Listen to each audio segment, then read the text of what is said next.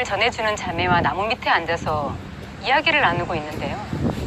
저희 6살 된 둘째 아이가 자꾸 제 팔을 잡고 늘어지면서 뭐라고 하는 거예요. 엄마 눈이 부셔 그래요. 그리고는 뭐가 반짝거려. 예수님이 반짝거려. 그리고 눈물이 나. 뭐 눈을 못 뜨겠어 그러는 거예요. 그래서 저는 이상하긴 했지만 다른 사람과 이야기를 나누고 있었기 때문에 대충 흘려듣고 말았습니다. 그런데요, 기적이 일어났습니다. 저희 아이가 잠을 자는 거예요. 저희 남편과 저는 너무 깜짝 놀라가지고 이게 진짠가 하고 며칠을 지켜본 거예요. 그런데 진짜 초저녁에 자서 아침까지 한 번도 깨지도 않고 울지도 않고 자는 거예요. 그것뿐이 아니었어요. 6살 된 애가 누가 뭐 시키지도 않았는데 주일이면 아침 일찍 일어나서 혼자 교회 버스를 타고 주일 학교를 가는 거예요. 그리고 유치원에 가서도 복음을 전하는데요. 하도 애가 복음을 전하니까 아이들이 얘만 보면 도망을 가는 거예요. 그러니까 아이들 보고 달리기 시합을 하자고 하는 거예요. 뛰고 나면 애들이 지쳐서 도망을 못 가니까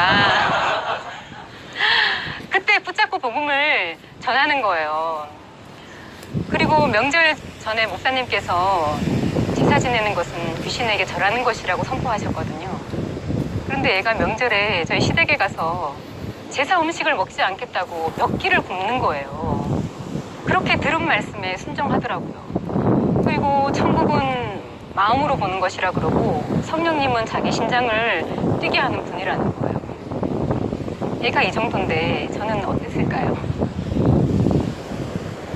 제가 처음 교회에 와서 뭘 보여줘야지 믿지 했잖아요. 그런데 6년 동안 그렇게 울던 애가 하루아침에 그쳤다면 제 입장에선 참 천지개벽할 기적인데 제가 못 믿고 있는 거예요. 처음에는 하나님이 고쳐주셨구나 했죠.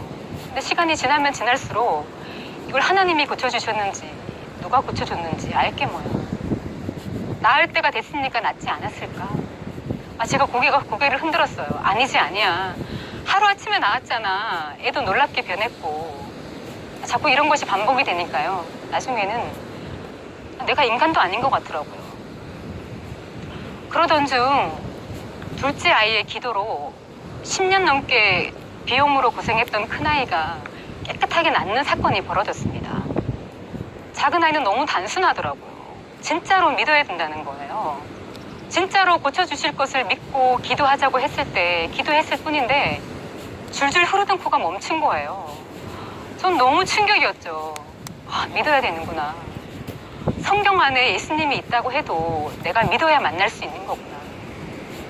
그때부터 저는 목사님께서 선포하시는 말씀을 기록하면서 말씀에 집중하기 시작했습니다. 성경 말씀은 너무도 놀라웠어요.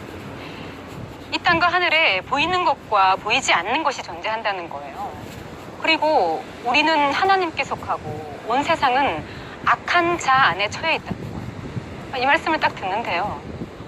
이게 진짜라면 이 세상의 길은 딱 2가지밖에 없겠구나. 사는 길과 죽는 길이요. 하나님께 서면 살고 나머지는 싹 다 죽겠구나. 정신이 번쩍 들었습니다. 그리고 저는 저의 운명을 바꾸는 말씀을 만났습니다.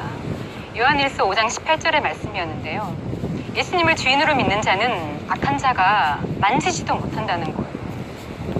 아니 대체 이분이 어떤 분이길래 악한 자가 이분을 믿는 자들조차 만지지도 못한다고 하는가. 이게 진짜라면 내가 예수님을 주인으로 믿기만 하면 이분의 권세가 내 권세가 되겠구나. 이 성경이 진짜라면 내 문제는 해결이 되겠구나 싶었습니다. 이게 진짜였으면 좋겠더라고요. 그런데요, 제가 성경의 모든 말씀을 믿게 되었습니다. 요한복음 2장 22절의 말씀이었는데요. 예수님이 제자들이 예수님과 함께 다니면서 얼마나 많은 기적을 보았겠어요. 그런데 예수님이 십자가에 달리실 때 다 도망가더라고요. 예수님께서 분명 내가 죽지만 살아날 것이다 라고 말씀하시지 않았겠어요? 그런데 제자들이 예수님께서 살아나신 것을 보고야 성경과 예수께서 하신 말씀을 다 믿었다는 거예요. 아, 예수님께서 살아나셨다면, 이분이 부활하셨다면 성경은 사실이겠구나 확신했습니다. 그리고 저는 성경이 아닌 다른 곳에서 예수님께서 부활하셨다는 것을 찾았습니다. 그것은 역사였어요. 예수님께서는 부활하셨더라고요. 예수님이 실존 인물이었던 것도 역사였고, 이분이 부활하셨다는 것도 역사였습니다. 조선시대 역사적 사실을 기록한 것이 조선왕조실록이라면 예수님의 행적을 사실 그대로 기록한 것이 성경이더라고요. 성경은 기록이었습니다. 그리고 예수님께서 부활하신 것을 본 제자들이었어요. 다 도망갔던 그 제자들이 예수님께서 부활하심으로 하나님이라는 것을 증거하다가 다 죽었더라고요. 그들이 목숨을 버릴 만큼 예수님의 부활은 예수님의 제자들에게 천지개벽할 사건이었던 거예요. 예수님의 제자들은 예수님께서 부활하신 것을 보고 예수님의 부활을 증거한 최초의 부활의 증인들이었습니다. 예수님이 부활하셨다는 것이 믿어지니까요. 이분이 내 죄 때문에 십자가에 달려 돌아가신 것이 맞더라고요.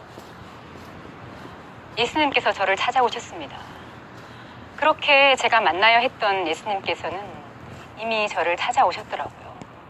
저는 예수님을 믿지 않고 내가 주인 되어 살았던 것을 회개하고 예수님을 주인으로 영접했습니다. 너무 기뻤어요. 야, 내가 예수님 거구나. 이분의 권세가 내 권세구나. 나는 이제 악한 자들이 만지지도 못하는 자가 되었구나. 이놈들이 우리 아이들도 만지지도 못하는구나. 그때 저는 엄마가 남편과 결혼하면 제가 죽는다고 해서 지갑에 넣어준 부적을 10년 넘게 가지고 다니면서도 수십 번 넣었다 뺐다 했지만 두려워서 버리지 못했어요. 그런데요, 제가 당장 이 부적을 꺼내서 쓰레기통에 버렸습니다.